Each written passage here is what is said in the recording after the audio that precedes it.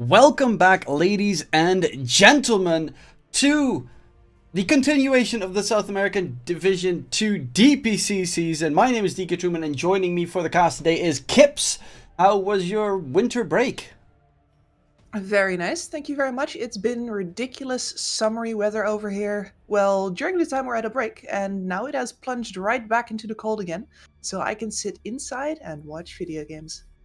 Yep, it was a little bit silent without any games whatsoever across the board during the winter break, but we at least have some more to witness right now. We've got Wolf Team versus Interitus, the two Brazilian teams of Division 2 taking each other on, and well, right now I think there might even still be a slight chance for Wolf Team but to advance on, but it's fairly unlikely. Balrogs really need to drop the ball for that one to happen.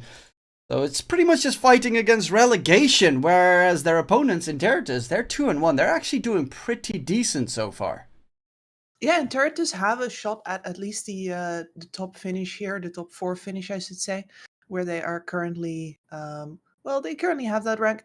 Then again, the thing is with our way with Wolf Team here that they can reach so much higher. It just feels like there's all this locked up potential that we know these players have, that they've shown in their qualifications for TI in all of their previous seasons, that still needs to somehow get accessed, and they just haven't really done that yet this season. The only player that we've seen, and that I think we both have praised for this as well, who's really started to step up is Tavo.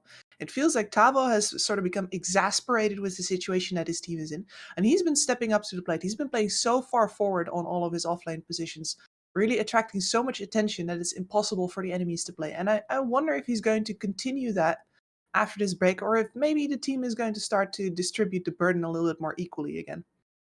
Yeah, it is, of course, HFN known for just being a straight hard farming core. Whenever he plays, if he picks Monkey King, he builds Battle Fury. That's just how he runs, and you need playmakers aplenty to pretty much open up the map for you. As I said, Interitus, they are 2-1, but the team that they lost against was the top dog, Infinity, who haven't lost a single map so far, and the two teams that they beat are the two bottom teams, Inverse and Unknown Team. So honestly, they're somewhere in the middle, but this is finally a chance where we get to see where in the middle they actually will be. It is indeed. And Interitus has a bit of talent on board as well. I have been told by people that I still need to watch his stream sometimes, but the Ryur is actually a big content creator as well, very much respected in the scene. Um, and most of these players have quite a bit of experience under their belt as well. So yeah, let's find out where they stand indeed. I am very curious. Yep, and as we see, the draft is on its way. We'll be heading in right now. First picks coming through. Medusa getting banned, which, you know, I have been watching some regions right now. Almost every region kind of skips the Medusa. Not essay. And in the double essay match that I casted 2 days ago, there were more interesting things going on. For example, no Weaver bans or picks, completely ignored when it's still first phase ban in a lot of other regions, or pick. And yeah, it feels like SA right now is really its own microclimate, and I wonder if we're even going to see that Weaver, even though it was such a high priority pick before the break, and so far, no, this is Queen of Pain time. Queen of Pain has actually been one of the more picked heroes out there. I do love the fact that Interitus, of course, you know, as you said, Medusa is like the most picked hero at least before the break, was the most picked hero in South America, especially Division 2. But the fact that they quickly ban out the HFN Medusa and, of course, the 4DR Voker kind of does show a lot of respect towards the Wolf Team lineup, whereas Wolf Team, they pretty much just ban out well-known heroes. I would say that the Centaur is not necessarily a hero that I would expect to be banned in the first phase, but I do remember a very well-played game by Hijack on that hero previously, so it might just be from scrims that they've played against them. Yeah, no, you're completely correct. Centaur is one of Hijack's signature heroes, and of course, these two teams being in roughly the same skill bracket and both being Brazilian, most likely have scrimmed each other quite a lot. This is one of the ways that the scrim climate really works. If you just have people that you have the easiest way of contacting, then you end up scrimming them a lot. So I have no doubt that a bunch of the bans that we're going to see here are things that we might have never actually seen that have only happened in scrims. Yep. There are some. The Mars, of course, makes a lot of sense. We see that a lot. Snapfire, Queen of Pain. Snapfire very good to get people out of the arena. The Kunkka, however, 10 seconds. I mean, it's really good against the Queen of Pain, but I've also seen it plentiful being picked up in the safe lane, even before the break, but after the break, it kept on coming, creeping up back and back. I mean, Armlet is just such a solid item. Yep, they just pick up 2 Helm of Iron Will / Armlet builders right here. It feels so good to build that. It is between what do you which item do you think is like better, like more meta defining? Is it Armlet or is it SNK? Honestly, Armlet I think is, yeah, definitely the Armlet. I feel, especially for an offlaner, just the Helm of the Iron Will, it makes you immortal. Who would ever want to build a Vanguard anymore when you've got the Armlet coming in? Exactly. I mean, I completely agree with you. As much as dominant as SNK has been, and how much we've seen, especially Storms and Queen of Pains, build it, I do think that the item that currently enables the offlaner meta as it is right now is the Armlet. Though, Wolf Team still need to pick up their supports with the Mars. A lot of heroes laying well with the Mars, of course, which is a big addition to the hero. Bane as the choice.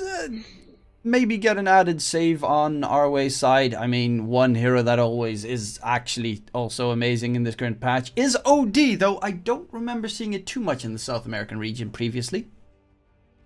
No, not too much. NA had a lot, but SAE not really yet. So could be a big pick here. Of course, the Co-op, one of the few heroes that does lane decently versus it.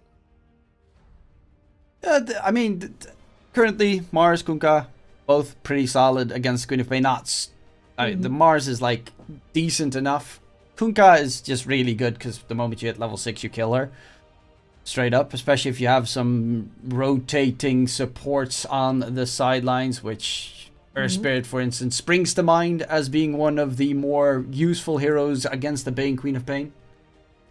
Yeah, Earth Spirit would be excellent. His mobility and the way that he can actually silence at range is very powerful versus both of these heroes. But you know who else silences from range? The hardest counter to the Bane in the game. True. To be fair, Silencer is one of those heroes that counters like a ton of different heroes automatically, but still sometimes feels so incredibly useless without his ult. Exactly, like he counters them once every 3 minutes. But the laning stage, that is one thing that he has an advantage over compared to a lot of safe lane supports, is, for instance, you're up against, let's say, a Timbersaw. He's one of the only heroes that can actually bully a Timbersaw out of the lane. The glaives are a big deal, and he's also very good against spells, spammy lanes. Snapfire is a pretty spammy hero, for example. Now the Nyx Assassin, they really want to just make next picks for Interitus hard, and Interitus does not care. They pick up the Bristleback like it's nothing. A Loadsword builder, which is of course a plus minus armor, added with the Snapfire as an off-lane duo, means if Silencer walks out of the lane even 1 second, she dies. If this is of course an off-lane Bristle, it could also be a safe lane if they want to roll that way, but I assume with the Snapfire it's just a superb lane together. Nyx Assassin of course very decent against Bristle, Silencer very decent against Bristle, so in that regard they do have some counters for it, but I assume this is just going to be a Kunkka Silver Edge. Yep, I imagine so too, but it does mean that they can't easily run this Kunkka offline anymore, because that's going to be a late Silver Edge. That said, they probably have the time to get there, because between Kunkka, Silencer, and Nyx Assassin, this Queen of Pain's game has become so hard to play. I would not be surprised to see her rush a BKB, actually. Yeah, a tough one indeed. I mean, yeah, BKB is great, but you also need to make sure that you always have it timed correctly, because the moment you pop BKB, Silencer still has his ult, you're still dead. So a Eul's as well, because you're up against the Kunkka. That means Eul's, BKB, and that is already a ton of support items that you need to build to just stay alive. Yeah, it's the opposite of what Queens of Pain want these days. What they want to do is build SNK, max Scream, farm up a Storm, and in general not give a hoot about anything. And Yuri is going to have a lot of issues this game, and you can't really demote this Queen of Pain to anything else than an offlaner right now, unless you want to run offlane Snapfire, because I have seen quite a few support Queen of Pains on the position 4. You could still do that if you wanted to. Yeah, Snapfire and Bristle can both go mid per se. I think Snapfire is actually not that bad of a mid against...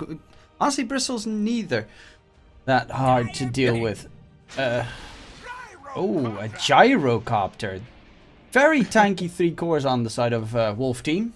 And, of course, also a hero that HFN can pretty much AFK farm for the next, 35 minutes. And come out with a full 6 slotted, shut it down. It's so HFN, it hurts. But yeah, if the name of the game is going to be kiting out a carry Bristleback, who's going to be running at you with Vanguard, Ags, Sol Ring around, well, like 18 minutes or something like that, Gyrocopter is a very decent option. Always going to have the range, you're always going to have the rockets, which he can't really do anything about. You have kiting tools from the Mars, from the Kunkka. It looks like a pretty solid game for our way to negate the enemy's win condition here. And yeah, this Gyrocopter is going to farm up a Storm. What would you choose for a safe laner, though? Would you something that doesn't get destroyed by Silencer, obviously, but would you then go considering like Slark, maybe? But for Interitus? Yeah. No, I think this is a Gary Bristleback. Okay. I think we're looking for an offlaner here. I guess Wolf Team have the exact same idea. To be fair, Interitus thought the same as well, but they went for the Gyro last pick on Wolf Team. So, safe Flame Bristle with the Bane, that would mean... Tides Band. There are not that many offlaners still left. No, they're not. I was looking at the same, and it's actually... Most of the meta offlaners are gone, and some of the non-meta offlaners are gone as well. Like, what's that Underlord band doing there? Who's playing Underlord in 2022? This is a tough choice, Interitus. Sand King? Sand King's always nice. Lanes well with the Snapfire, double stun, a lot of AoE damage that you can deal. Mm-hmm. Can get on top of the Gyrocopter, which is definitely especially important. Yeah. Or you go for the really boring route. I respect boring but functional. I respect it a great deal, and they still leave the Queen of Pain over in the mid lane. So Rayor has his work cut out for him. 3 cores right in the middle of the pack there. 3 counters right in the middle of the draft there. And then, well, there's still that double stun lane that you were talking about for the DK plus the Snapfire over on the side lane. Gyrocopter is not going to be able to harass this man out. No way, Jose. So... All in all, I think Interitus's lanes look pretty decent, but after that it gets troublesome because their Queen of Pain is going to have to take a backseat. This DK needs to have a good game frontline for his team so that you can actually force out global silences and boats and X marks on him so that the Queen of Pain actually gets to play. Yeah, definitely think that first DK's, level 6, El Dragon Form needs to take a tower. Especially with the Snapfire on your side, it should not be that problematic against the Silencer Gyro.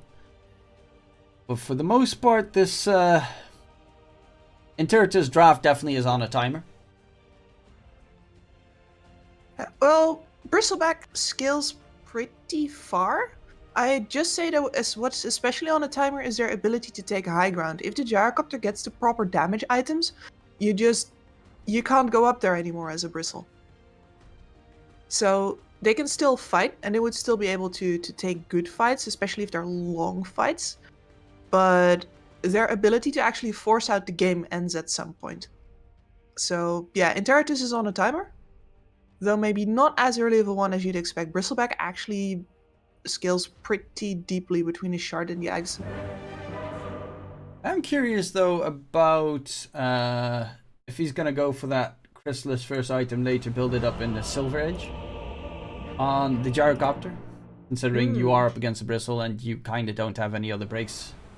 I mean, silver edge probably for the Kunkka as well, but he's gonna, I assume, go for armlet first and the like.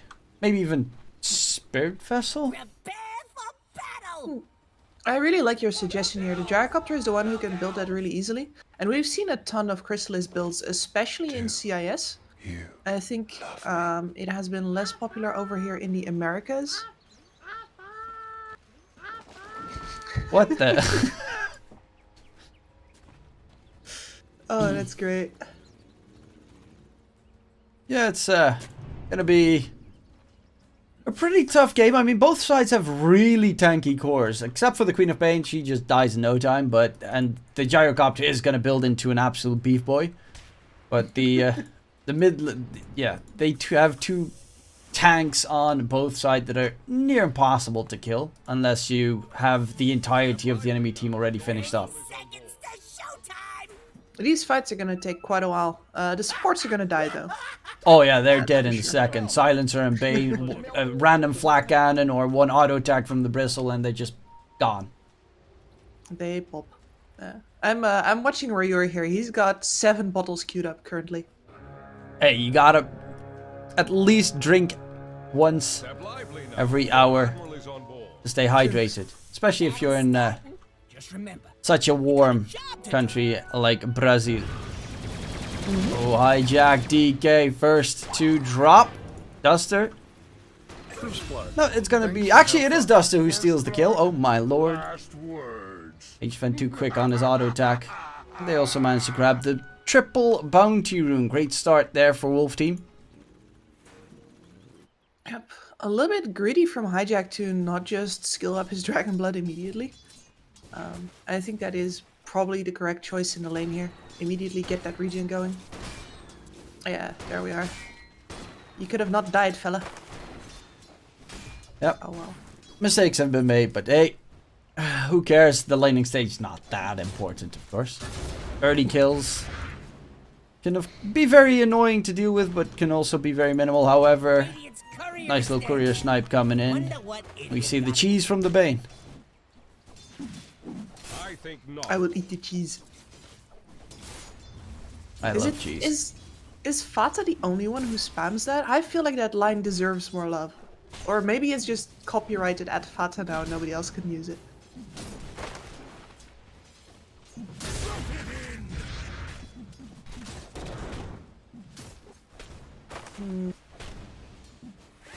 Bit of harassment coming out. Hijack not necessarily enjoying a lane against 2 range heroes. No, he really needs to work towards that 2nd level of Dragon Blood. After that he's usually fine, but it's going to be a bit of a passive road to getting there. Really all he needs to do is stay out of auto attack range and inside EXP range. And not quite riveting gameplay. Both on every side, they're just harassing each other, popping some mangoes, healing selves, harassing each other. Everyone's got sticks everywhere. Top lane, all 4 of them have sticks. I mean, of course, against the Bristle makes a lot of sense, but same for the Mars and Nyx Assassin being annoying, spamming their spells. Mars actually a pretty big spell spammer. And I don't really expect any kills on the top lane. I think if we have a first blood, it's... Or sorry, a second blood, I should say. A laning stage blood is going to be on bot. Ooh, as you say that, Duster gets himself his 2nd kill. Oh, that always feels so good. In position 5, getting early kills means he actually gets useful items to be more annoying. Yep, gets to finish off a full null talisman here. Make sure those right clicks hurt more. This is always so scary for like the Bane top lane. He's trying to be a nuisance, but the moment you walk out a little bit too far while Bristle is nowhere to be seen, you just get absolutely destroyed. Yep. His task here is to avoid getting double stunned. If he can interrupt somewhere with the Nightmare, he's totally fine. But look at the way that Tavo and King RD are split up at that time. It's like, alright, if he goes towards either of us, the other one can stun him from the back. They're that close and also that far. It's nice. FCR dipping into the secret shop there to grab himself his ring of health on his way to the Vanguard. I don't think he's very killable. Back so soon? Hijack's got a total of 6 creep kills, which, as a last pick off-lane DK, that one hurts. It does. But he's got level 2 Dragon Blood. And now he does not give a hoot anymore. I wouldn't necessarily say not give a hoot, but because Silencer does... Oh, actually, he doesn't have Glaives of Wisdom just yet. No, he does not. Then he doesn't give a hoot. Indeed. All he really needs now is his level 6. Oh, Pimp's dead. Or... yeah. Yep. Dornil. Another one. Silencer going ham. Unfortunately, no perma-int just yet. Question is, will he go for 1 point in Glaives of Wisdom just to make sure that he can secure it? Maybe a bit later on. Like right now, he just really doesn't have the mana to sustain it. Silencer spells are so mana intensive. 130 for the Arcane Curse alone. Denied. True. It is fairly tough for Silencer, and especially that the ulti, like 300 mana. Feels almost like you're playing And the Crystal courier. Maiden. Duster is just styling on these kids. He's winning this bot lane single-handedly. Yeah, Pimp being bullied away. Duster's level 4, Pimp is level 2. Yep. 3, 2, 1, let's go! They can do nothing against the Silencer. And he also has himself infused raindrops right now, so they never will have the damage to kill him, unless they right-click him forever. Indeed, and now, Ryur actually going very aggressive onto this mid lane. He knows that he is going to be in a form of trouble once this Kunkka hits 6, so better keep him off of that for as long as possible. He's even invested heavily in the Shadow Strike in his mid lane, which you don't see in Pops very often these days. They'd rather give their lane opponent a little bit more of a shot at the lane and just max a Scream of Pain, but here, they're gonna try to go for the kill actually. He's got 1000 HP. Fairy Fire still has 2 bottle charges. He just chilling. While bottom lane, Bracer. the DK taking some damage. Glaives of Wisdom has been leveled. Get that free int. Can he secure it? So close. Hijack does fall, and there's Duster's first 2 int added in the game. While mid, 4DR, they're going to go in again. Flash walking through as well. He steals that kill from 4DR, and they managed to get the kill secured. King RD trying to get onto Pimp, but with the Nightmare. Actually, King RD needs to be a little bit careful himself. Dire's bottom tower's getting pushed around. Interitus understanding the power spike of that Kunkka very well, doing everything in their power to immediately negate it. Oh, you want level 6? Okay, that's cute. We're gonna bring 3 heroes. And push your tower. HFN in the meantime, top net worth. Pretty much a complete free lane. DK cannot do anything. He can't even stand there, even with level 2 Dragon's Blood. Just gets bullied out by HFN. Yep, and this level difference now is a problem. I said that, you know, Hijack doesn't have an issue once he has level 2 Dragon's Blood, but that kind of required his support to be able to keep the Silencer off of him. Pimpolio is in no such place. We've seen him die to the Silencer 3 times now. And now D-Flash. King RD picks up the kill, yeah. but Duster, you know, 4 ints. We're just gonna count it time and time again. Let's see how far he can get. He's already 3-0 and 2. All kills have been, well, right next to him at the very least. I'll just be here. +2, +2, +2. I love Silencers going off. I used to be a big fan of Silencer mid back in the days when Illidan played it. And I think I've immediately given away that I'm very old. I love the Iceberg Silencer mid. Oh yeah, Iceberg. Yeah. He's carrying the torch for that one now. Yeah, he did Love get Iceberg to in general. join Empire. So that's pretty nice. At least we get to see him back in the DPC. Like that guy not being in the DPC was a crime, I tells ya. So I'm very happy about that. Ooh, Oh, Pimp. Pimpolio. Yep, he's done and dusted. King RD needs to be careful. Sonic Wave, and he will pay the price. But HFN, he got the kill. He's going for what looks to be the Chrysalis first item rush. So, unsurprisingly, probably going to make that into a Silver Edge later. I mean, at this point, the only thing that you might want to fear on the Gyrocopter is that the Bristleback just becomes too tanky. Yep, I mean, the same goes for the DK actually. The amount of survivability that you get from the passive Dragonblood armor is quite huge, so this Silver Edge is going to do a ton of work. And HFN can just pick it up, second item. Aghanims, Silver Edge.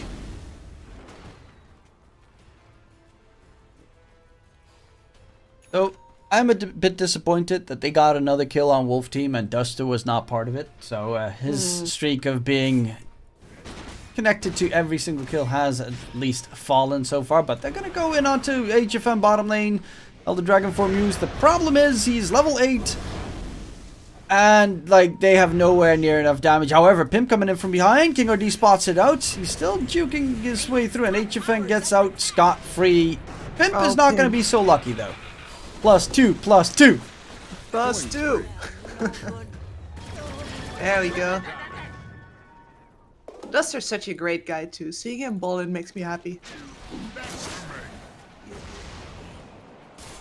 Gyrocopter's going from the broadsword over to Dire is scared. Ags? Wait, what? He just bought, or is he going Yasha? He bought a blade of alacrity. On Radiant's middle tower. Usually the build is Crystallis into Ags. Maybe HFN has done the maths and the broadsword is actually the most damage efficient purchase here instead of the full Crystallis, but that is a little bit wild. Ha, Yes. uses his courier there to get vision of the gun. Dire's middle tower looks to be disintegrating. That was cute. Min-maxing to the max. Though, in the meantime, FCR has not been laying down silently. He's been farming pretty nice. He's done with the Vanguards, going for the Ags next item. Pretty much the moment he gets the Ags, team fights are going to become incredibly hard for the side of Wolf Team, because Gyrocopter at that point, most of the time, can't really fight yet. Usually not. And you are completely correct. He's going straight in for the Aghanim Scepter. It's just a broadsword for the damage here. No full crit. Okay. He built something else with that item. Well, Shadow maybe Blade. coming in afterwards. I still Radiant's think called that into the fortification. SB after is the right call. Dire's structures are Oh, D-Flash. Not again. +2, +2. +2. Oh, but Get him. FCR comes through. Ghost Ship as well. Frontier is deep. Yeah, they're You can't stop him though. is under attack. really trying to take the tower. In comes Rashur, but the great stun from King RD, however. The turnaround from Tavo, they blow up Rashur, they get the catch onto Hijack as well. DK's in trouble, finished off. FCR, he's trying to spam out damage, but it's all being spread and nothing is on one target just yet. They waste the smoke, unfortunately. But FCR, he's got so much damage to spread, but no one to deal it to. And this is how unplayable the Quap is in this match. You go forward like that, and that was a very normal go for a Quap. You're just setting yourself up to get your ult on all of these grouped heroes in the mid, and instead you get stunned, you get Carapace, the Arena comes in, the Global comes in over the top, one of those two didn't even need to be spent. And it's going to be like that every single time the Queen of Pain engages into a group, which is terrible because one of her biggest strengths is as a team fighter. You don't want to be spending that Sonic Wave on solitary targets, but at this point, she might just have to. That was a great stun from King RD. If he did not get that stun going, that fight would have been a whole different story. Because at that point, they're low enough for FCR to just run them down the entire time. Doing the old AFK farm ancients. Tower's about to be Radiant's top rubble. Is there any other way? King RD though, walks in. No more. Do they have invis detection? No, they do not. Dire's middle tower D-Flash is does have himself a sentry, but Radiant's bottom tower needs no a dust. Dire's middle tower looks to be King RD already got all of the information that he wanted out of that, is under attack. which means the Mars was free to push the wave towards the top tower. Dire's Tava's got the blink now as well. going down. They can also make plays. Enemies. HFN, only one more piece for his Ags. Same for, well, FCR a little bit further behind, but not that much. However, Tavo, as we kind of expect from Tavo, second in the net worth, and he's been fairly silent except for that arena previously, but he's been just grinding out those camps in the top lane. Top tower is under attack. Yep. No armlet build here. Makes sense versus a bristle lane, by the way, where the armor from the Helm, the Dominator, Helm Fire and Will is not going to actually tip the lane that much in your favor. You just want general sustain from the Quill, so he's just got a ring of health. And then moves on into the phase with protection.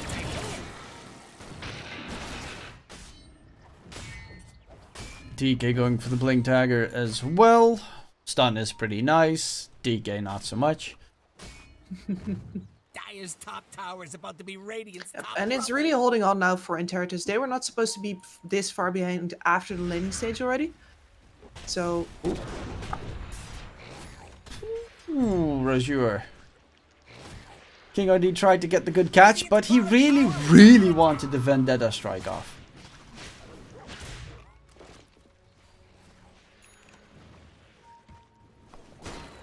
there's usually enough catch for that quap after you do that, but in this case 40R was nowhere near. And now this mid lane is going to fall with pretty much no resistance from Interitus, and that should tell Wolf Team something's up. Dire's middle But yeah, tower they're is pinging. falling. Oh, they're smoked up. They're looking for a fight here, but they're, yeah, two smokes, two different directions. They're gonna fall back. HFN done with his Ags. Chrysalis as his next item. D-Flash might just walk towards his death.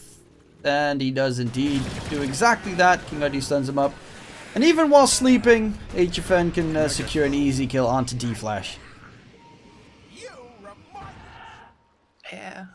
Wolf Team are really getting the kind of game that they want. HFN got a completely free lane. Tavo got himself a good time. Doesn't even really matter that 40R got contested a little bit on mid, because both of his side lanes just won so hard. And the only winning lane for Interitus here is the one that's going to get punished. Rior. Well, he is an easy catch. Especially against the Kunkka with a haste. You're never going to be able to sprint away. But a 6k net worth lead for the side of Wolf Team. Even though you still have Bristleback that's really farmed, the only chance right now that they have is he gets an Axe. They waste all of their spells on trying to kill off FCR, and then the Blink Sonic Wave blows up the entire team. Yeah, that sounds about like the scenario. Bristleback really dislikes it when the enemy supports especially have enough farm to stay roughly in range of him without actually dying. And I'm gonna actually make an attempt on it. Yeah. Oh, that was my big hit, huh? Never mind then. Yeah, he's a big tanky boy. They catch the He's got next his eyes, have a assassin. blink. King RD turning it around, but in comes FCR, spots out Duster, get rid of the two supports, and then you can definitely take a fight if you're this side of Interitus. With the supports both alive, especially the Silencer ulti, engagements look a lot more problematic. And they're actually going to switch to the bottom lane because they see the kill opportunity on HFN here.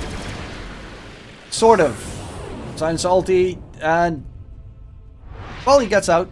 Did cost him a Silencer ulti. But you pretty much saw it. Hijack, you know, that big tanky DK blinks in, gets the stun up. And against the stun Gyrocopter, he loses most of his HP. That side gunner is a nasty fella. He doesn't even stop when time stops, you know that? Most powerful entity in Dota 2. Chronosphere? No problem. Oh, Two supports right next to each other. Duster's looking for that +2. So Hijack jumps in aggressively. In comes FCR. Will get ghost shipped. Whip as well. Arena comes through, but he gets knocked over. Not again. Why does that always happen? Stop picking Kunkka and Mars together. yeah, I like Tusk Mars as well. Hijack does die, but So, as we watch Rior, I think he's pretty much done for. Oh, not yet. Not yet. Pimp though. Make me eat my words. Yes, sidestep. Oh! Oh my god. Dancing with death. To be fair, it is inevitable. Not this time. Not yet. So, for the people unaware about what happened there, is that Dota actually has a third axis as well, a height axis. So, if you get lifted up by the torrent, you actually do get lifted up from the field as well. And the Mars Arena does not go fully to the ceiling. So you can get speared out of the arena if you get torrented at the same time.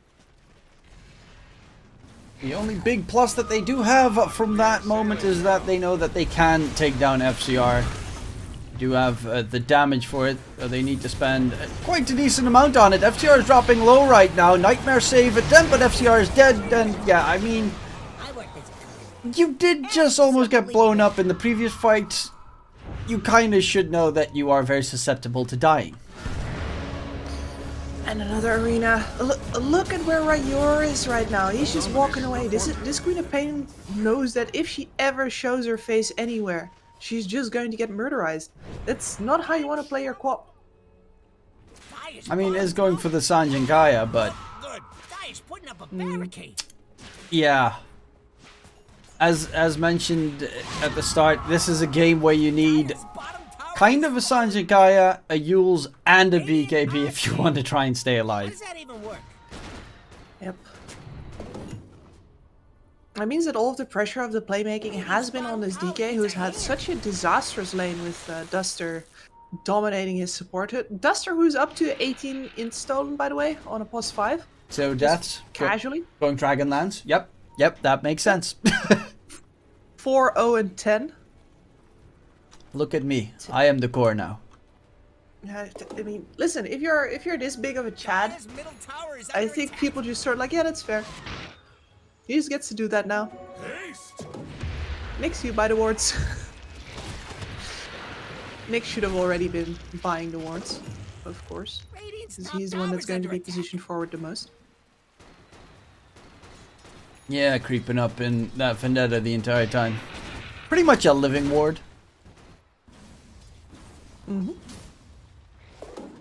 Tava almost done with his BKB. Gyro going for his BKB as well. Well, and 4DR has his one done. Once they've got the triple BKB, there is pretty much nothing that can stop them in team fight. I mean, Fiend's Crypt, yes, but they've got Silencer with his ult ready every single time it's necessary. Even having that money for a buyback in case he gets jumped and then they use the Fiend's Crypt. Another one onto Pimp. 5 deaths for the 4th position. Not a great position to be in for Interitus. And I mean, to be fair, Wolf Team, this is kind of what you would expect from them if this was still the beginning of the season. Tower is under attack. Yeah, we have definitely learned since that Wolf Team is completely capable of losing games through farming them out too much. But HFN looks Look good. pretty awake and ready to fight today, and he is right now up to the tier 2 with his team around him, leveraging all that net worth. And I don't think there's much Interitus can do. They tried to abuse the window of the Aghanim's bristleback and quickly found out that they were actually already too far behind. So all that matters now is if Wolf Team can close out the game neatly, or if they're somehow going to give Interitus another shot at it. Radiant's top They tower is definitely under need to be the ones making a mistake here on Wolf Team. I mean, 12k net with lead, getting themselves the Aegis. They have 3 BKBs ready as well. It's Duster's done with the Dragonlance. Yeah, no. He's another core added in the mix. I mean, at this point, what does a DK even do? He is mostly a big fat wall, and I guess he's not even that fat, honestly. He's working towards the BKB. Rayor is as well. Maybe if these two can get BKBs, they can at the very least take the supports of Wolf Team out of the mix and then continue the fight, but Okay, that's a catch.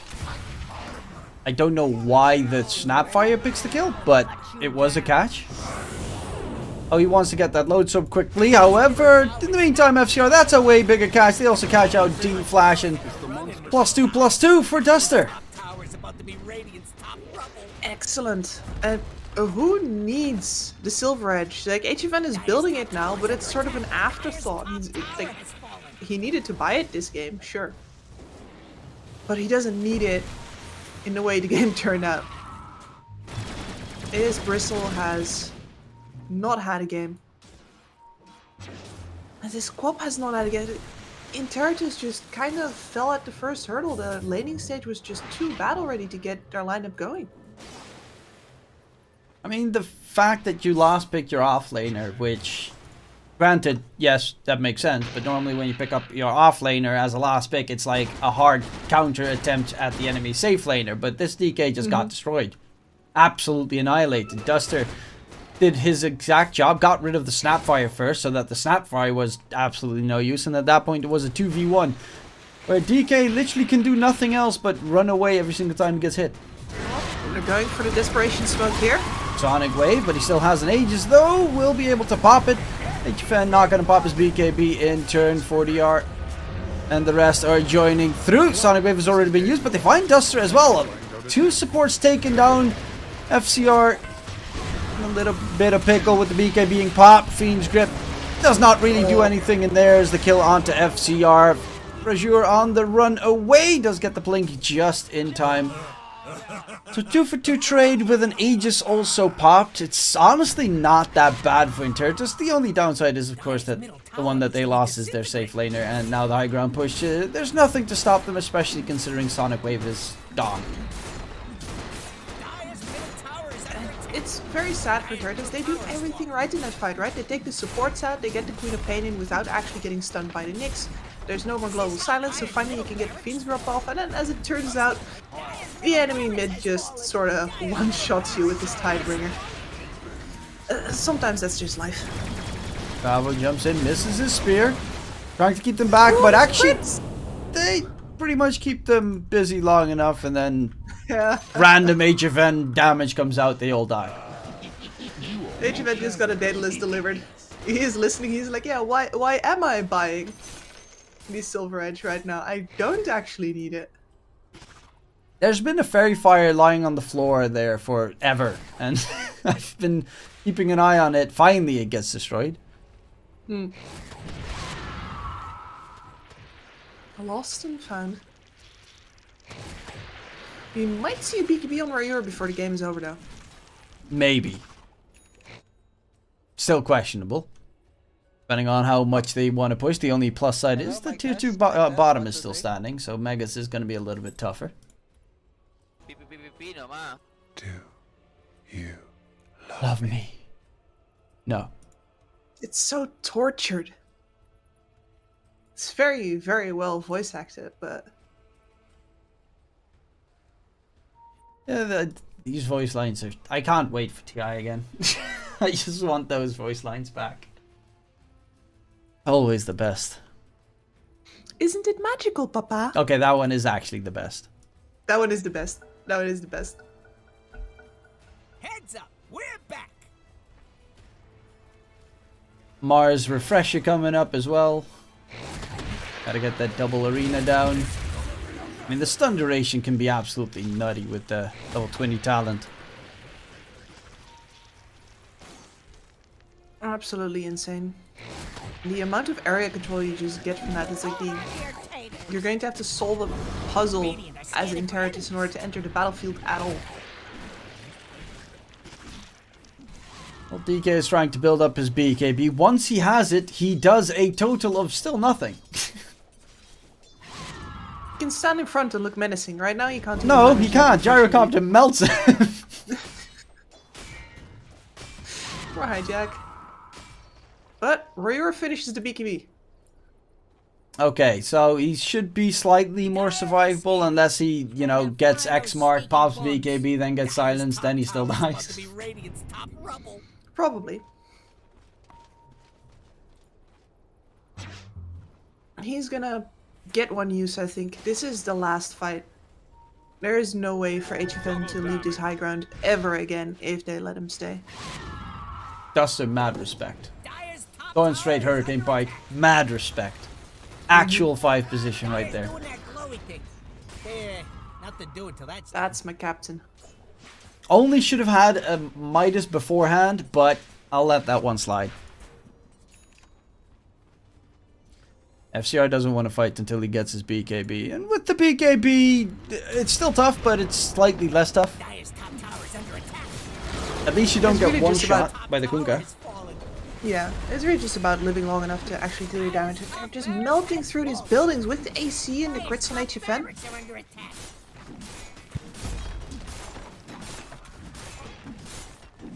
Radiant's As long as you keep that bottom tier 2 alive, megas cannot be achieved. But 20k net with lead after 28 minutes is definitely a position no one wants to be in. Unless you've got, like, you know, Decky Stinker on your side, then it doesn't really matter how far you're behind, you're still going to win. There's also Eternal Envy. He actually powers up after losing 2 Raxes. Fun fact. Yep. Then he goes for Crit Ember, and then everyone gets surprised. How does he kill us? The thing is to lure the enemy into a false sense of security. Team that was also Wild. old, well, right now it's old, but Liquid had that problem so many times pushing the high ground, and then it went full potato, and then they crashed and burned. That was a very special Liquid squad. Let's see, we got HFN in the front lines. 3k HP, Satanic, BKB. Yeah, he can stand wherever he wants to. Cloak of Flames, because extra armor plus magic resistance. Always nice. Haha! Lotus Orb. Got him! Haha! Lotus Orb. Lotus Orb. Oh, it doesn't go back. Ah, No, it doesn't. that is so sad. It is very sad, but you can immediately see the problems that would give if it did work. It would be amazing. I mean, there's so many other things in the game that also give you problems, but Valve's like, no. Yeah, but infinitely reflecting damage is not a good idea. Unfortunately. That is probably for the better, indeed. FCR pops his BKB, still takes a lot of damage from HFN. Brazier, Sonic Wave, dead. No buyback. Okay, slightly unfortunate. Did deal a decent amount of damage, but D-Flash is dead as well. In comes Bimp with Mortimer's Kiss trying to get the damage onto Tavo. But his entire team's already dead, so it doesn't really matter what he does because they've just lost game number 1. And while this was a complete walkover, even though they did manage to hold on for 30 minutes, Dire's middle tower is ready to see. kind of from like the first minute, no chance. Yeah, I mean, shout out to Duster though for being an absolute Chad silencer, really shutting down that bottom lane. And that just meant that the DK, who was the only one who could really make tempo in this game for Interitus, had to play catch-up the entire game in a space where his Bristle and his Quap already needed all the farm that they could manage to get themselves. So, Wolf Team, as a result, coming out looking very dominant and very natural, very much the opposite of what we've seen from them in the previous seasons so far.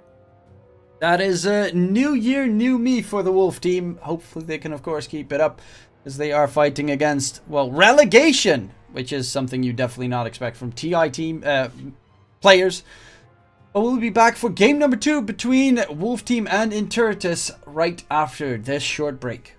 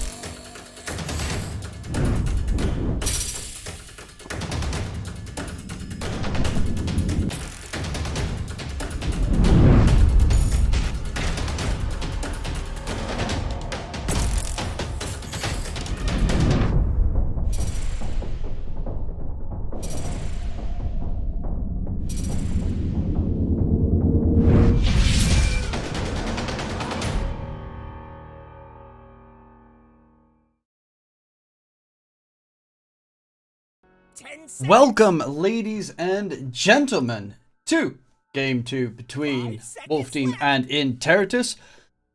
And my name is DK Truman. Joining me on the mic is Kips. Hello, hello. Oh, Kips, that first game. Anything more to add? Honestly, not really. I think Intertis didn't expect their first phase co-op to get countered so hard with Tires as many turn to teams that Radiant's have been turn to getting away with it here. And let's see if they... Legion Well, no, Commander. that is definitely not a Queen of Pain. So they are looking at other avenues this time around. And I gotta say, I really love this Tidehunter coming out here. We've seen what Tava can do with this before. 10 And I seconds. like the confidence of his team just picking this up for him immediately. Of course, the big 5 lockdown of seconds the Legion left. Commander is something to be feared here for this hero. But it's really a question of who jumps who. This is not a very hard counter to him. Well, of course, Tide works very well with more armor reduction heroes. And there's probably one armor reduction hero that's still left in the pool. That is his best buddy in this patch, and that would be the Weaver. Are they going to choose go for it on the side of Wolf Team? It's Radiant's band now.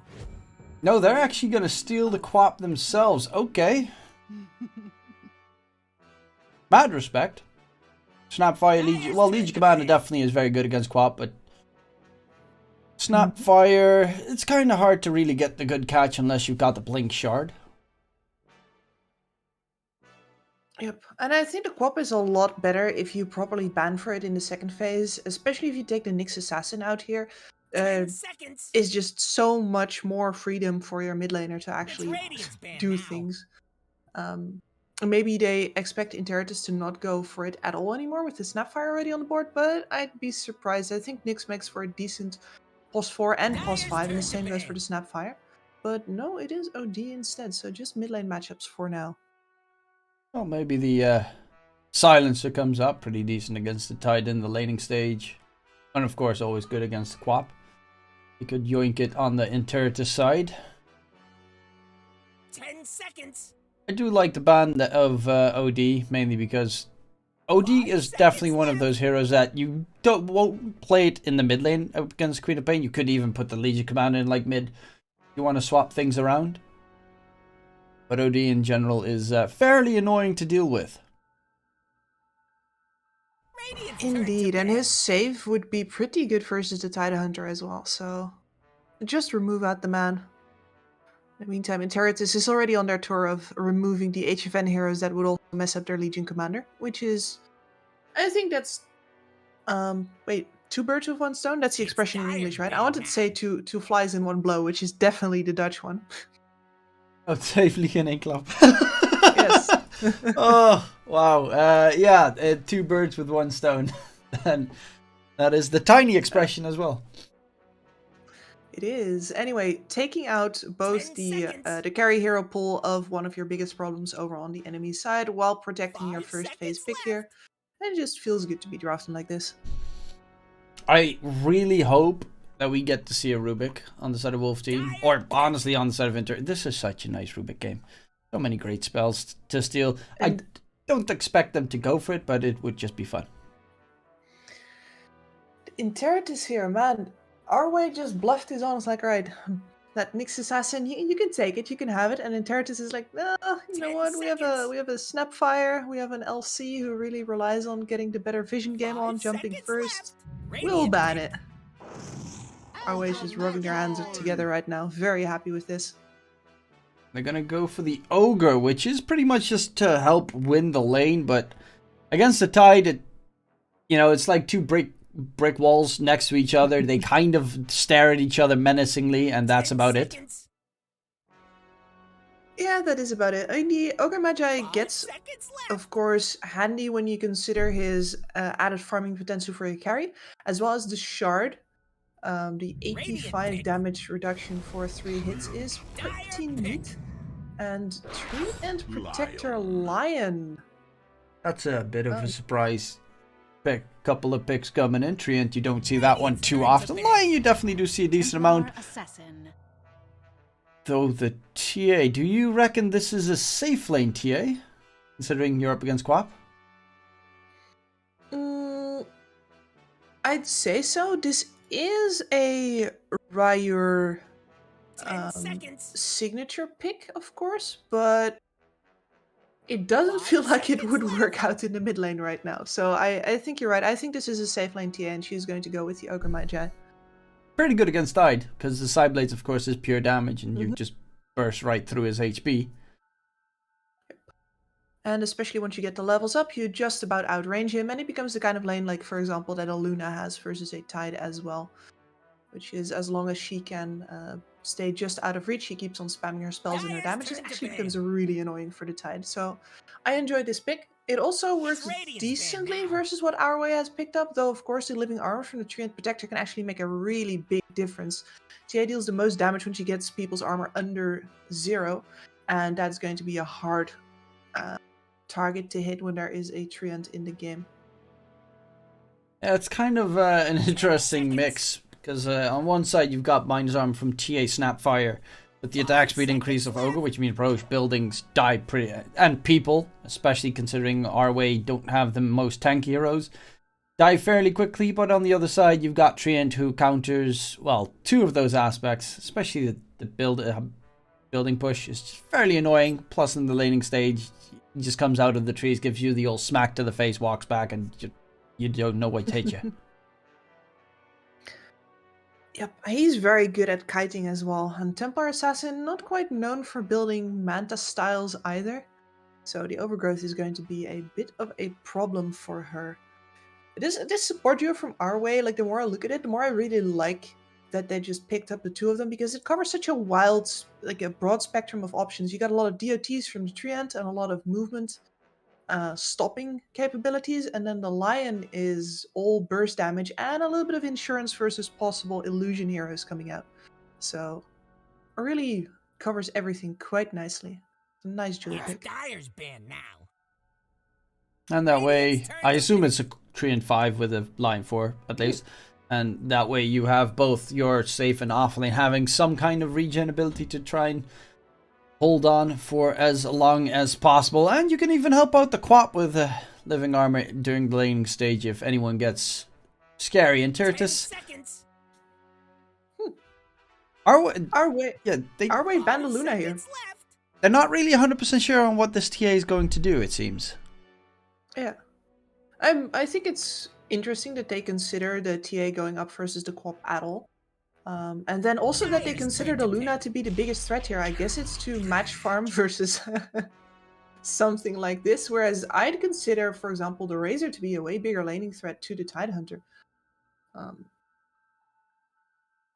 If you don't think that it's going to be a safe lane TA.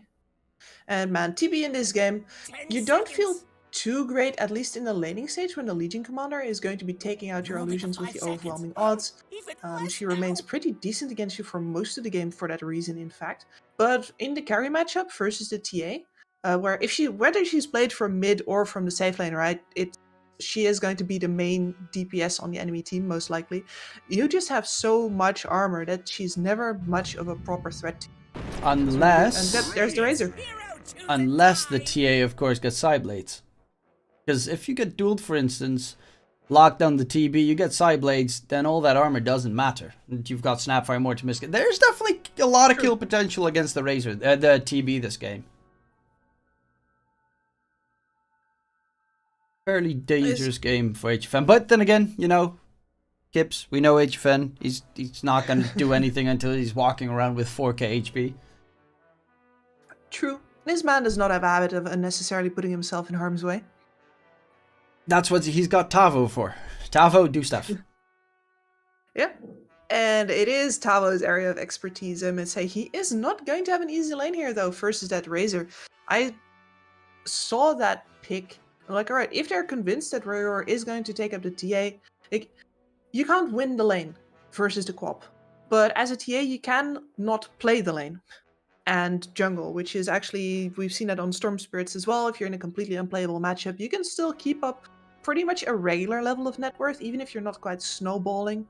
On a TA, you can still do really very well as long as your tower's not getting shut down immediately. And that's what a Quap is going to do. And now with a Razor on the field as well, she is going to have time to recover from that presumably pretty rough laning stage. Because FCR is going to make a lot of tempo as well. That's pretty much as you said. TA is... It has some very tough matchups. I mean, Viper, Huskar, Quap is also one of them. But somehow tends to always be the hero that enters the jungle, farms a bit in the triangle, and then all of a sudden comes out with more net worth than the hero that just dominated him in the laning stage. And you did predict the Razor, of course, in the safe lane, which is going to be very tough for the Tide to deal with if, of course, they play correctly. That is. The only big plus, especially, is that Ogre. It's just going to be able to buff up the... Razors can be very nutty, especially with the refresher orb builds. That armor on all these heroes from Wolf Team is just going to melt. Except for TB, because... Let's TB. Yeah, I mean, he has more armor to melt, right? Doesn't that make it better? Value right there. Yeah. Exactly. Man starts off with 9. What a piece of work that hero is. Ogre starts off with a solid 7, you know, int hero, by the way. Yeah, him and Ursa are, you know, even I get confused still sometimes. And then you've got, what, Pudge walking around with 0, sadness. Buff Pudge. Deserves nothing but sadness. Nah. No. Buff Pudge. Make him amazing again. Actually, to be fair, Pudge is still 30 fun. seconds to showtime. It's the forced displacement, right? His Hook is the strongest ability in the game in that sense, that you can put people in a position where they've never been. All other relocations, apart from, I guess, Skewer, that most of the relocations require you to go in, or the enemy to have to be in the wrong position before, and Pudges requires neither. And his shard's pretty cool. Pay attention now. The battle Shard's started. pretty cool. But the greatest thing about playing Rubik is that you 50% of the time are playing up against a Pudge. Or with a Pudge. That second one is slightly less fun. Oh god, what a support Joe. Pimp goes for the HFN harass. Haha, right click. Right click. Right click. Tickle, tickle. It does so much to does not HFN. care. Like 8 right clicks right there. HFN is mildly bothered. It's actually interesting. If Hijack did not block the creep camp. Oh, actually, they're going to go in onto HFN. Takes a lot of damage already. Poked his meta. He's in trouble. Doesn't have support because top lane... Where is...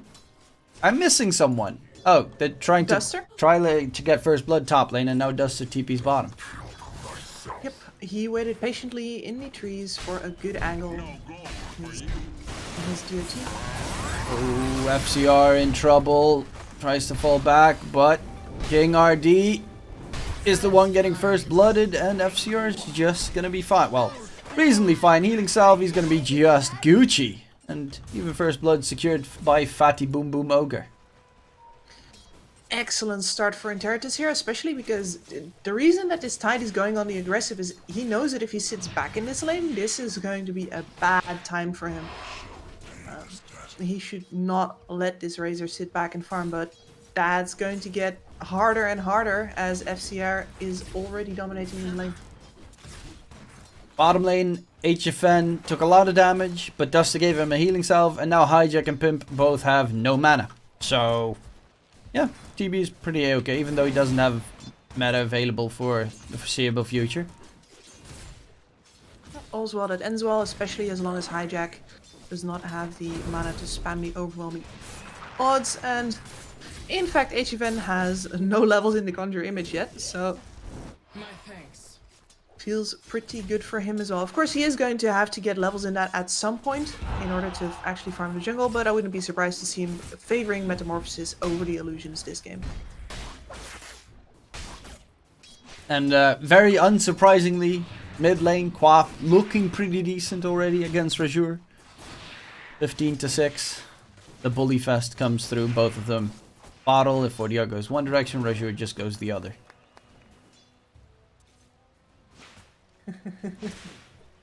It's a little bit of a game, though. A game of chicken. Rajur does manage to pick up the bottle charge. Use the healing self so you wouldn't die the moment that you of course get jumped by 4DR. Exactly, because that's the problem here. The Quap can just observe where Azure goes and then either fight him or ignore him, because she has the blink. Such choices are not given to the TA, who is basically a melee creep at this point. It just needs to get that quick Ags on TA. They don't build it that much anymore, but I still love the Ags build. I do really love the Axe TA as well. And, you know, in a split pushy game like this, where you're going to have a TB over on your sidelines, it might just be worth it. Global presence. We also have Opium. backdoor potentials. And just in general, it's like a 1 second cast blink. Wherever you go, you can chase after the Quap. You get the shard as well on the TA, which adds to silence. Every single time Quap walks over one of your traps, he just instantly dies. It's true, there's a lot of playmaking potential with that later on in the game. For now, though, we just see Rajur hanging on in there. Actually keeping up in the last hits for now. But that's going to change. Both of the runes have been taken away. King RD really getting a lot of value out of a very small rotation there. That's going to force Rajur all but out of the lane. Kind of would have loved to see the TA get some stacks somewhere built up.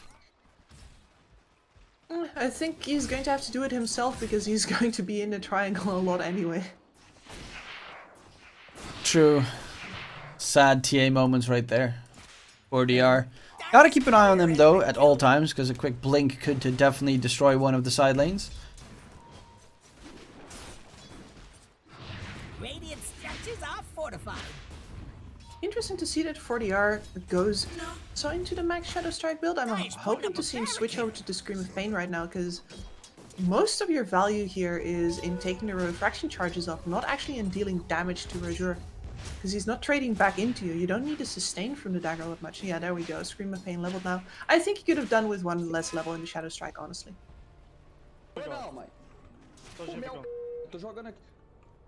What does that mean, Kips?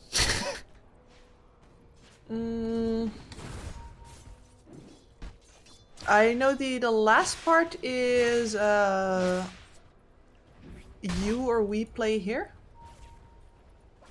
But I'm afraid I'm actually better at reading the Russian lines than the the Hispanic ones. I'm like okay-ish with English. That's about it. Anything, well, maybe a little bit of French / German, but that's my entire high school experience right there. King RD was mid again, just to put Rajur even further into the dirt. Rajur honestly doesn't have that terrible of a time. It could be worse. He's still done very decently for himself, and I gotta say, the amount of regen that he's managed to scrape together, especially in the early levels, has really helped him sustain here. This is a lot better than I thought he'd do, and honestly I think 4DR is pretty annoyed with it. This TA should just be sadly jungling somewhere right now, not killing his waves. Yeah, Rajur is still surviving well enough, of course. A player that should have had this matchup time and time again. Ooh. HFN's courier just got murdered. That had boots and a gloves of haste on it. Makes him slightly sad, but he doesn't have meta currently. It can definitely be enough damage to burst down HFN if they're not careful, especially considering Duster's also very low in HP. HFN takes some damage, shotgun blast available, the slow will at least keep them at bay.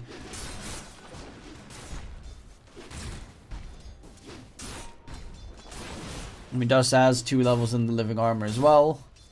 Gotta keep his TB alive at all times. You know, add more armor to the TB, because why not? And being able to go into the living armor build is such a luxury for a treant. Means that you haven't been necessary for the brawl, so no leech seeds, no nature's grasp extra levels necessary. Dire's middle tower is under attack. Which means that later on you can really start choking out the map by keeping your towers alive. That's what Treants love to do most.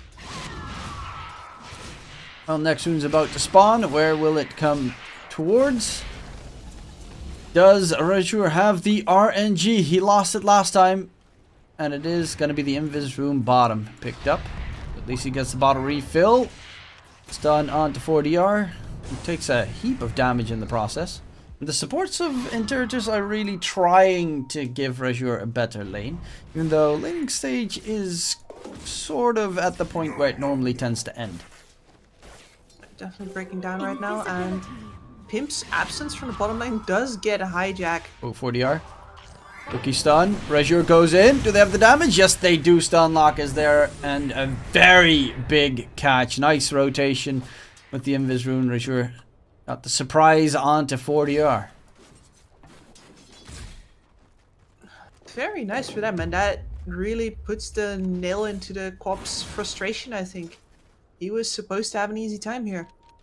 He's definitely not anymore, and he's not really that far ahead of the TA. And TA is going to have free reign of her own jungle, while Quap is going to have to share farm with the Terrorblade. So,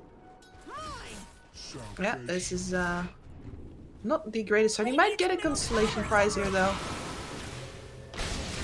No, the stun. He was so close, but D-Flash dies, and they probably will get the counter word as well. But the plus side is Rajur got some stacks in the jungle in the meantime, and he's almost ahead of the Quap. He's at least ahead in XP for now. Mm-hmm. Yeah, that's the kill at work right there. Absolutely illegal. But excellent for Rajur. Very nicely done. Both safe lanes also neck on neck. The only difference is Rajak kind of struggling on the LC.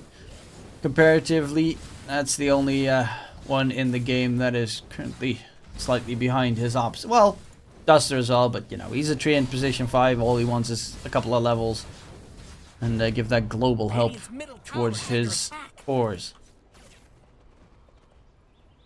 I think part of the praise for this top lane, honestly, because this Tide should be having a more difficult time as well, should go to King RD, who has been stunning the Razor every single time he got the link off, and then also somehow making enough time in between that to control a couple of top rings and stack the jungle, so he has been everywhere.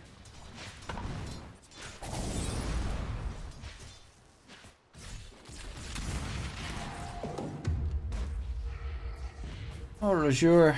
I mean, this is kind of what I expect from the heroes that have been picked up, Kips. Everyone's just going to farm. We've had 3 kills in 11 minutes time. There's not much going on. Yeah, true. I guess the one that I'd hope would kind of pop off is 4DR. But again, has not snowballed his lane as much as he wanted to. And now TA immediately takes down the catapult. 4DR too late with the glyph. And he'll have to back off again. Rotating towards top though. They want that tower to open up the map, give the TP a chance to just TP top, farm that area. Because he's already taking the jungle, but you want that triangle plus top lane for the easy farm. Yep. And this is one of the big benefits that Wolf Team has from that Treant Protector right now. He's had a good time. He's got 3 levels in the living armor. And with some Nature's Grasping along the line of the creep wave on bottom, he can hold this tower pretty much forever until they really properly dive him. At which point he can overgrowth and the rest of his team can come in to back him up. This is actually a very risky tower to take for Enteritus. Because you can't chip it down and you can't dive it. And Treant Protector loves this stalemate. And in the meantime, yeah, you can throw all your heroes at top, get that space for HFN, make sure that he can start illusion pushing that top lane, illusion clearing the top jungle. It's gonna feel great.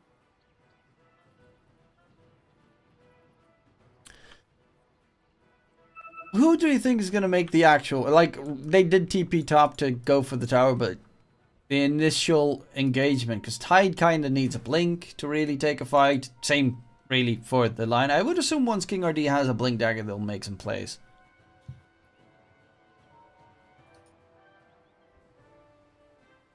Because 4DR, no. Kaya Sanj, still a long way to go. Sure is done with the Dragonlance, but he's also not a hero that wants to fight anytime soon. Maybe wants to hijack if he gets his blink. To be fair, the Razor is a hero that wants to fight a little bit sooner, but he's also looking for the BKB. This game is going to take like another 5-6 minutes until these two teams are like, okay, now we can actually do something.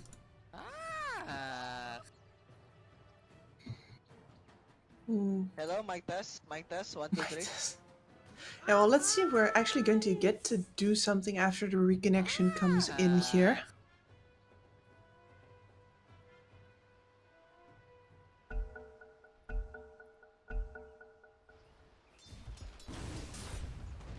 Dire's top tower might be going down.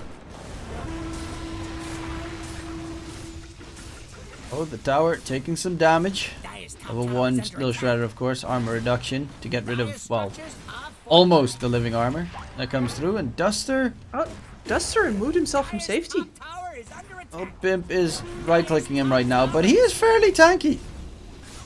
In the meantime, the tower is actually going to fall, and a lot faster than I expected. But Hijack, he's taking a lot of damage from the tower. He's about to just die. Ravage is blown, taken down. Pimp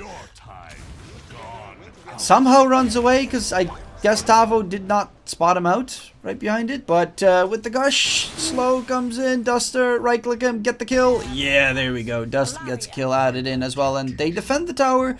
They get a double kill, and pretty much what Kips expected came through. Yeah, and Tabo there actually, he lets Pimp go because he's focusing on the priority, which is taking down the catapult. Catapult would have killed that tower in 3 more hits. So if you take that one, if you let that one go, then the Treant can't heal it up anymore and you can't repeat this entire spiel. That said, they're losing the mid tower off of this. That's painful. Yeah, you'd rather keep that mid tower than the bottom tower. Definitely. A little bit too preoccupied. Blessings. So the double kill definitely was a nice added bonus for the Radiant side. Rashur is now top net worth, going of course for that Deso next. FCR has pretty much not had any engagements so far this game. Smoked up, walking towards the Radiant jungle. Good Static Link could definitely get a kill here onto Tavo. Does he know what's coming? Because Hijack one direction. Stun, the slow, the damage, the kill, and the first dual victory secured. They're going to immediately look for the bottom tier 1 tower. And Duster, you can try and keep it alive as much as you want, but once there's a 4-man rotation, that's going to be near impossible. Yeah, but Hijack already showed that with the press the attack active, he can just keep on hitting that tower and don't take all the more damage. But they're really committed here. Duster even pulling the wave off of to the side just to make sure that Hijack has to tank that tower again. It's taking so long, but they will get it in the end. In the meantime, Rajur still continuing his farming frenzy. And, I mean, this TA is starting to become very scary. He's at the point where the supports just get 2 shot. Yep. Second Mithril Hammer flying in very soon. That will be the completion of Dragonlance Deso. And at that point, they're going to be looking for Roshan over on Interitus to really cement their grip on the game. And Wolf Team is going to be kicking themselves for letting that mid tower go. They really need to equal it up on the other side in order to not get a big Roche disadvantage here. Ideally that and take the top tier 2 in order to get an outpost. But that's a lot of work to be done and not a lot of tools to do it with right now. Oh, Overgrowth missed, but FCR still going to get jumped. Sonic Wave is available. A finger and a Sonic Wave definitely is enough damage to get the kill. So they will lose the Razor on the side of Interitus.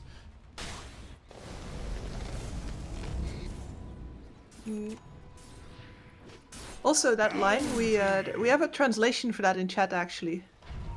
I saw. I got very confused with the translation itself. I mean, that pretty much sounds like, Mom, I'm not coming. I don't want to eat. I'm playing here. Just pause the game, Kips. You see, my mom has learned that so well that now she never asks me to interrupt video games for anything anymore. Even though most of the games I play are actually not online. Like, Mom, just ask me to pause. We didn't need to wait with dinner. My parents are like, dinner's ready. And then they eat, and then, you know, I come in about 5 minutes later. The anger in their faces. Why didn't you just pause the game? I told you 50 times. I can't. Yeah, I think one of the best ways to preempt that is to make sure to tell your parents when you're queuing. It's like, alright, mom, I'm queuing a game right now. I can't be there for an hour. Which is a douche move to make, of course, when they're already cooking. Like 5 minutes before dinner's ready. I'm gonna be playing now, so I won't be here for another hour. Wait, what? Yeah, it's not a magic trick, So, but it helps. they're in the Roche pit right now. It does get scouted out by a TB. Sonic Wave up in 20. Ravage is available. And I do love the choice of Tavo right here. He's going for a first item. Heaven's Halberd knows exactly what they need. They need disarms against these two pretty nasty heroes that, of course, are both ranged. So they both get disarmed for a solid 5 seconds. I'm really loving that itemization right here. And of course, he's also going to get the passive evasion out of that. Feels good, man. Radiant are scanning. How does that even work? Smoke up. And Okay. I mean, if they get a good catch here, they can definitely take Roche in a very quick amount of time. Problem is, the good catch is kind of the tide. yep, and really the only thing that will help you there is a duel. That said, King RD. Dropping low. Action King RD staying alive. In comes the meta. Charge forward. They do find a 1-for-1 trade. Hijack will lose his life though. And now it's Rajur surrounded. Disarmed as well. Needs a lot of help. HFN actually takes a lot of damage. Gets the Sunder off onto Tavo to try and stay alive. HFN still on the run because FCR is just charging forward. HFN does eventually die. And FCR, he's a dangerous tool. Tavo, they all just get absolutely mowed down. Did Tavo just die from a trap? I think so, yeah. Trap damage plus the Eye of the Storm of a Razor who had 170 damage stolen. Damn. I mean, I was looking at the entire part where TA was completely screwed. And then some random Razor comes charging in, chasing after the TB. TV running for his life can't sunder because the BKB of the Razor is on. And then, yeah, he swaps his health with Tavo, who is like, okay, fine, but now I don't have HP. Screw you. Without Ravage, Sonic Wave. Get a quick catch onto Duster. More dual victory damage. Head into the pit.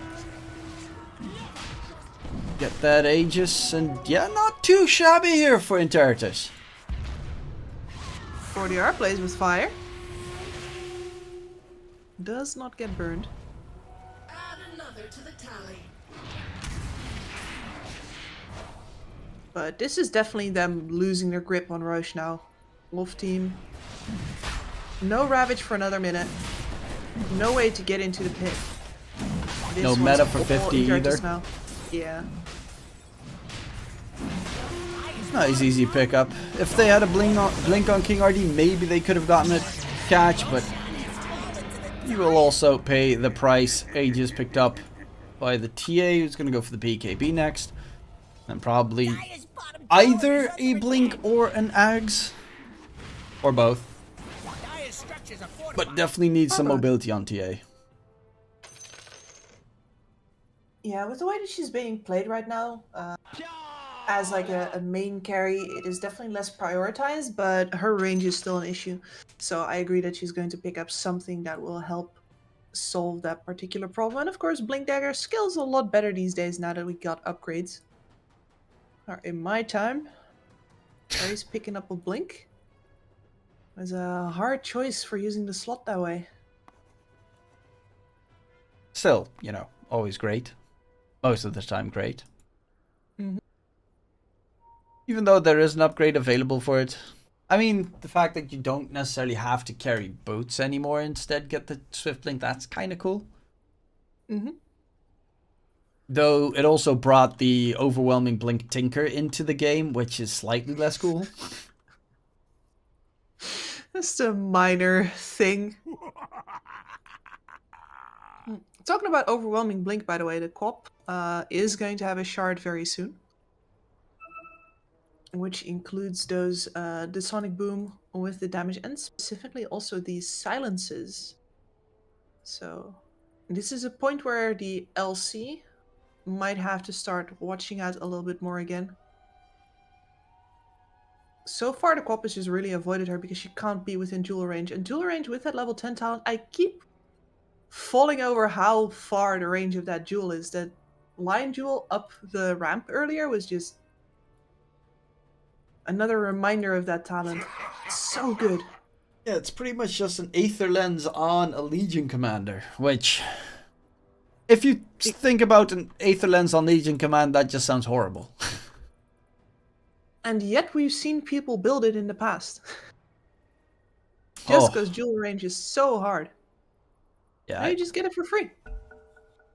that is just pure value, one of the strongest level 10 talents in the game. Fresh? I just thought of 'Cause most level 10 talents on most heroes kinda suck. Yeah, I mean, I feel this could have been a shard upgrade. The problem is that LC shard is also one of the best shard upgrades in the game.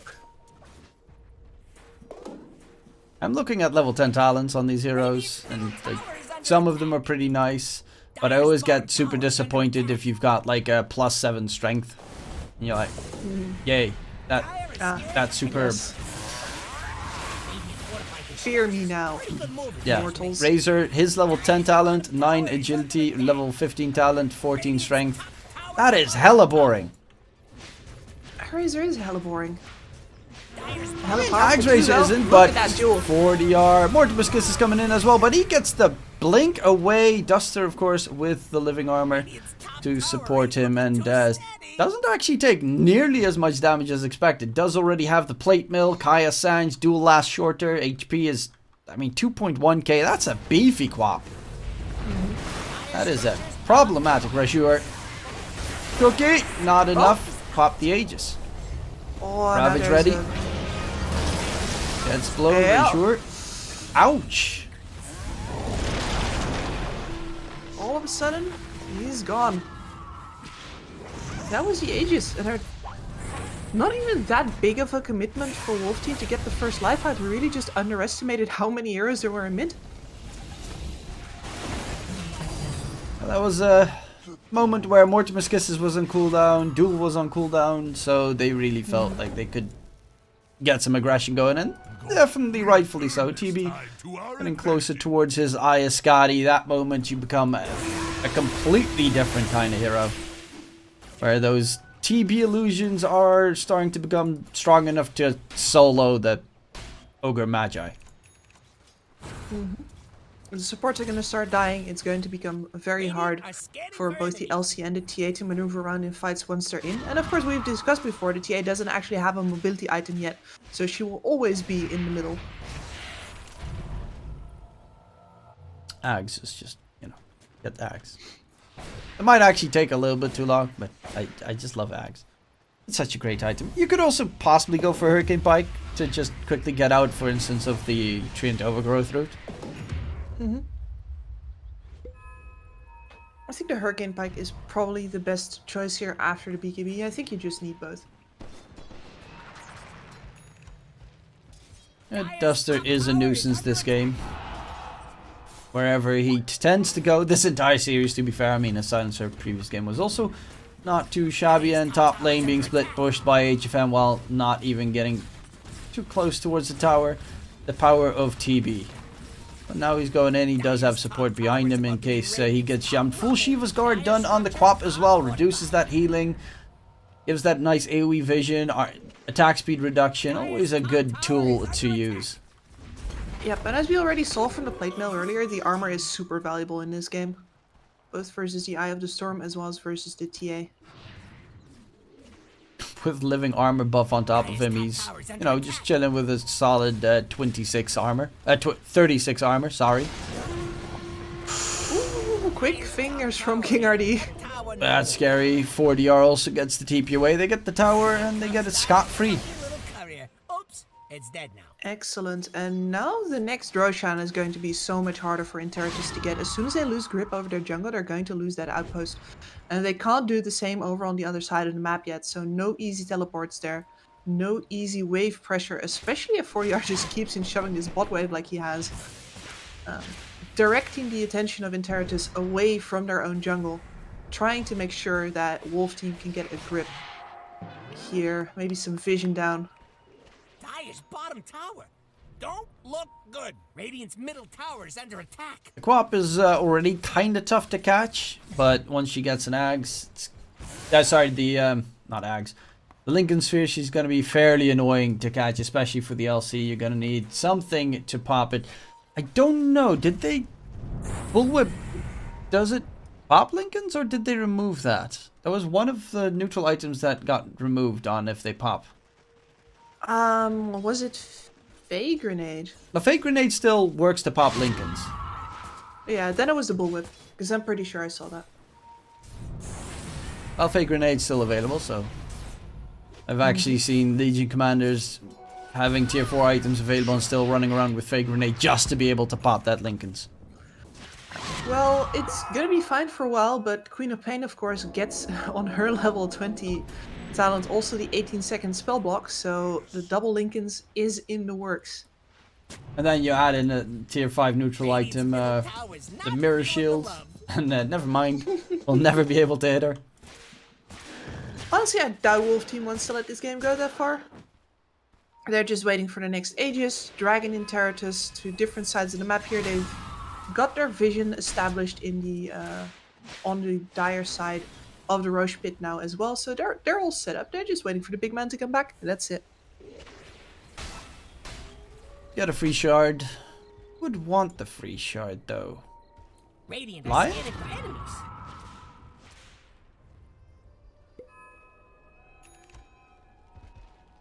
Baby trained?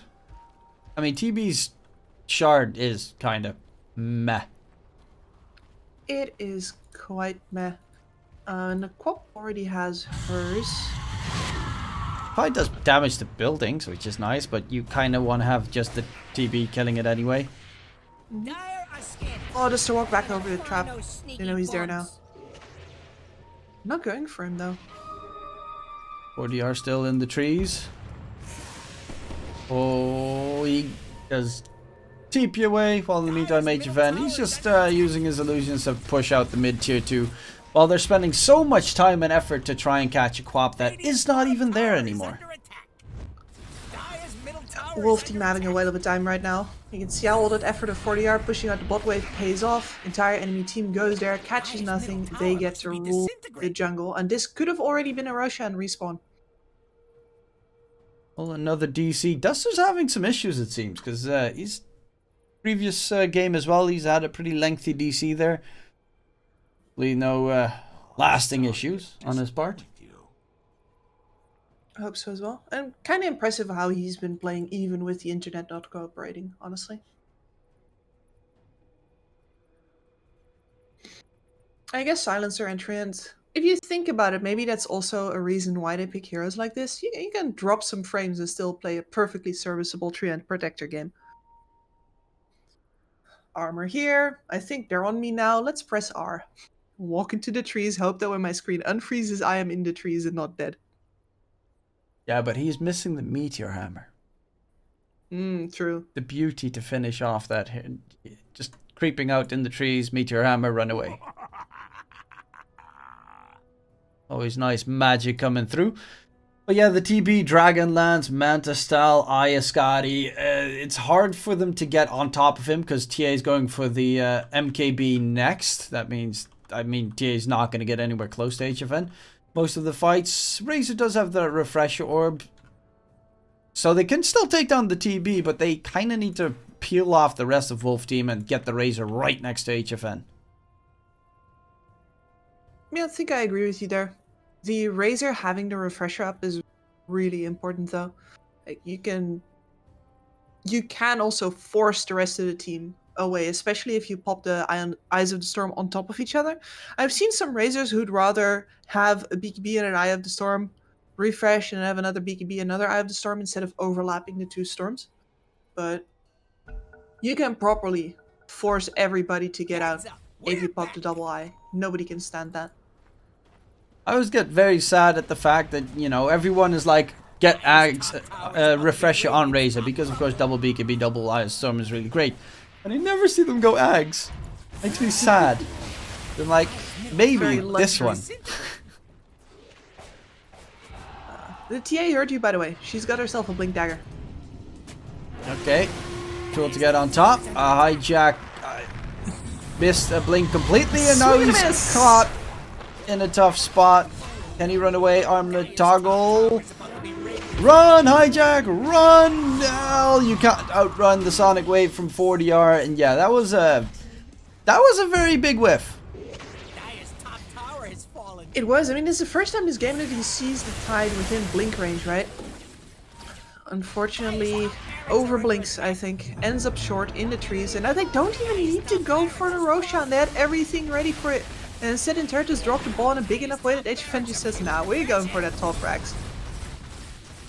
Easy Rax taken down. Tier 2 tower mid is almost dead as well. The only plus is that, again, bottom tier 2 is very far away, but that was definitely a problematic moment in the game for the side of Intertus. That Ms. Blink immediately calls the move from their opponents.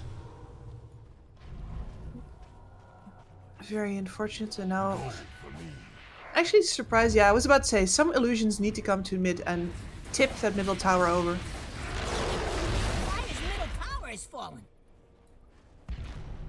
Yeah, this is going to be a tough fight for Roche, especially considering Wolf Team have the superior Roshan fight lineup. I mean, Ravage, Sonic Wave, Overgrowth, 3 massive team fight ultis in a clustered area like Roche.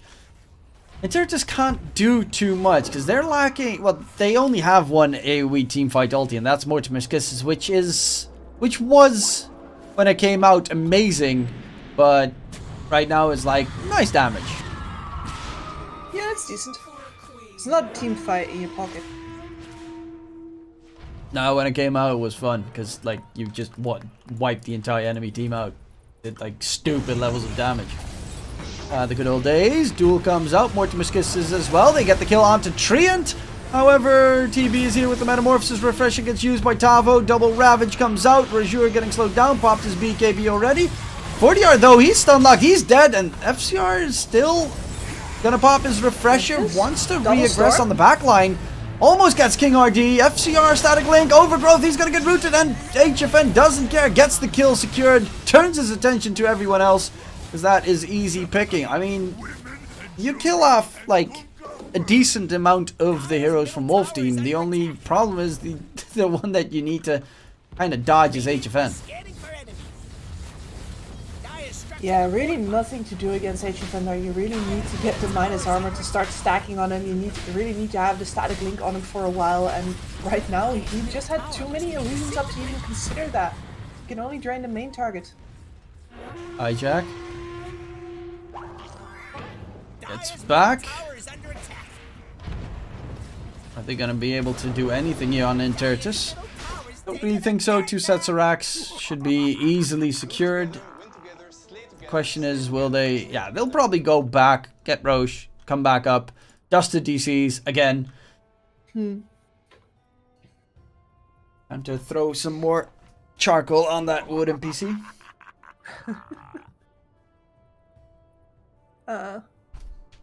I think they're flaming a specific provider there.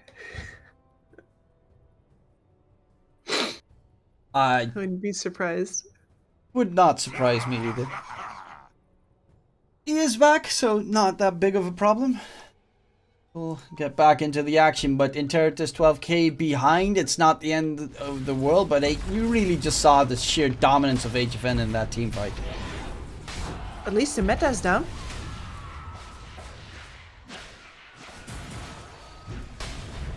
Yeah, but he's running around with a nice, solid 36, just passive armor. Nothing to really the TA can do to him. Like, Here, just like in the previous game, it feels like Ryur, as much as he overperformed in the mid lane, still gets caught out by the rest of the matchups in the game. He just hasn't been able to contribute as much as he really would need to. Well, into the pit they go. Shard, who's it going to be? Who's going to be wielding that shard? Oh, actually, Radiant's courier they're is looking dead. to take a fight here. Wonder what Blink's on can be cooldown for the TA. Roche only halfway done.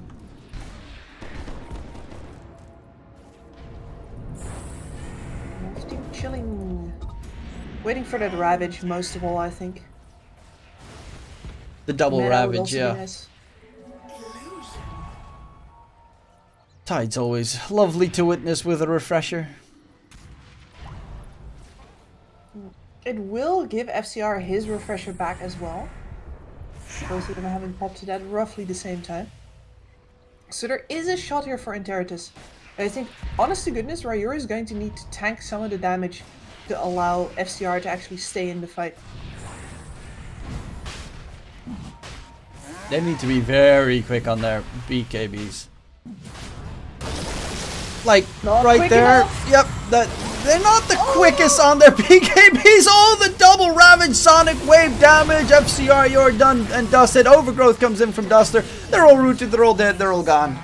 And honestly, it would not surprise me if the GG gets called. Kips, that was not too fast on their BKBs. looks to be disintegrating. No, that was such an unfortunate Roshan bash there as well. Ryur is turning to get out of the pit again and gets bashed up. I don't think Tavo can even see that at that point, but it just meant that there was so little time for Ryur to decide that he needed to commit to getting out of there. And he didn't, and now it all she wrote. Yeah, that was a fairly dominant game. HFN, 2 games played, 1 death in total. And that is kind of the HFN that we expect. Not joining the game until he is fat enough to just win it outright. Yep, and I think a lot of the...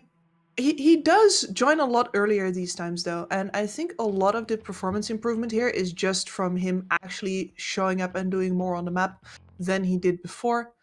And then, of course, our ways drafts also just looked way, way, way better than Interitus's this time around. I did really like the Razor pick.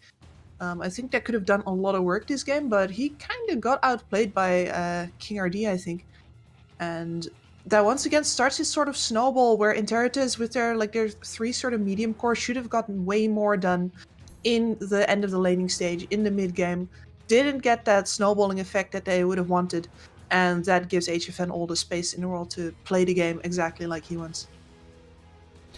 Yeah, HFN never really got interrupted even in the laning stage. Only at the beginning he took a lot of damage, almost died during his first meta, but they kind of wasted all of their mana in that regard. And at that point it's just the Treant constantly giving everyone and everything some nice heals by Duster. But that, of course, does mean that this is already a very quick series done, Kips. I mean, surprisingly enough, we are done within 2 hours time in a best of 3, and I am pretty happy to see that Wolf Team finally is playing to a degree that we kind of expect of them.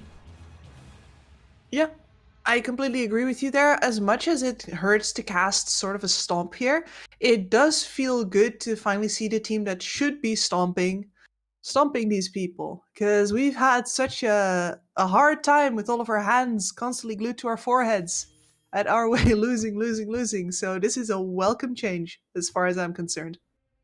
There's still a long road to go if they want to even, well, there is still, I think, the slightest chance that they could make it forward, but we both know that they're going to most likely be in Division 2 next season as well.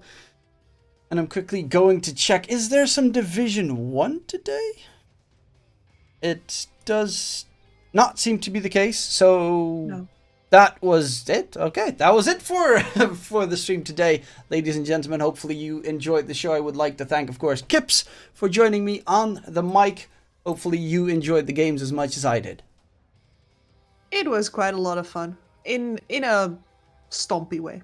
Yeah, it was, you know, very relaxed, kind of one-sided, enjoying the show. But of course, that show has to end right now, and hopefully we'll see you guys next time, which is tomorrow, if I'm not mistaken, for some more South American action. Then we've got one match in the Division 2, and then I think back-to-back Division 1 matches being played as well. So don't forget to hit us up on the Epulze Gaming channel. Again, my name is DK Truman, joined by Kips. Have a wonderful day, and in case we don't see you, good afternoon, good evening, and good night.